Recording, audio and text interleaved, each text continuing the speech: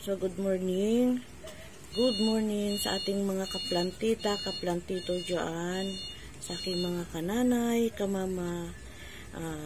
Good morning sa inyong lahat. Isishare ko lang sa inyo itong aking natuklasan na ito palang forever rich na halaman ay napakadaling tumubo.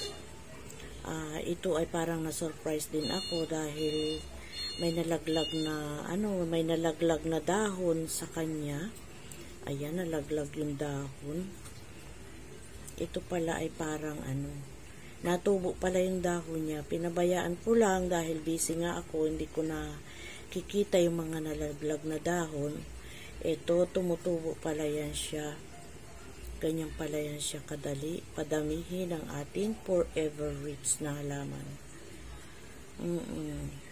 Ayan, tinutubuan siya nung parang bulb. Yung laman. So, ayan, itatanim natin ngayon yung ating forever rich. Kung tutuloy-tuloy yan siya sa pag-grow niya. Ito may nalaglag ulit na dahon dahil nag-propagate ako. Naisipan ko itong gawin dahil napakaganda raw itong alagaan dahil ito ay nagbibigay sa atin ng positibong enerhiya. Nagtataboy daw ito ng mga kamalasan at bigat sa buhay. Kaya try nating mag-alaga.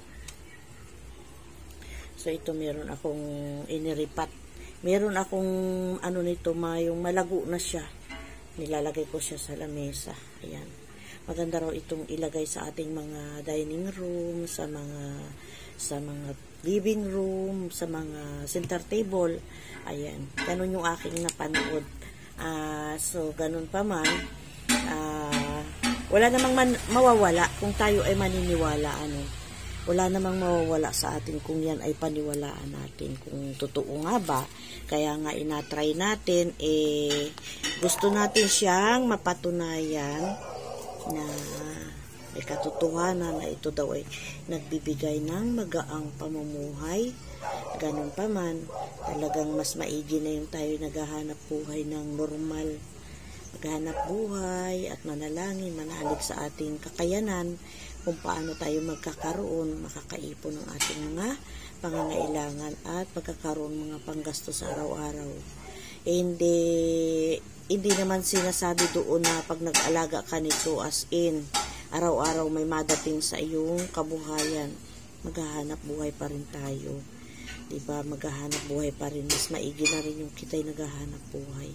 So, ito yung aking malago na pinanggalingan itong aking pre-propagate. Try natin kung talagang, ayan, napitas doon sa aking pinagkunan ng aking inilipat. Madali pala itong pabuhayin. Kaso ito siya parang bali na dito.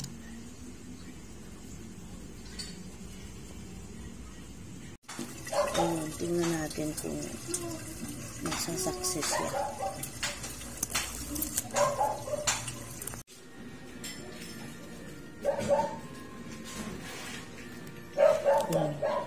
Dito ko kinuha yung pre-propagate ko.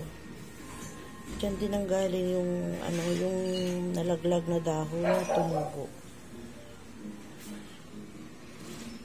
Maganda daw kasi itong alagaan. Try natin kung may katotohanan. Ayan. Wala namang mawawala kung maniwala tayo sa mga sabi-sabi. Mas maigi pa rin yung tayo naghahanap buhay ng normal, no? Maniwala lang tayo. Wala namang mawawala. Claim na natin na totoong ito ay nagbibigay ng kagaanan sa ating buhay.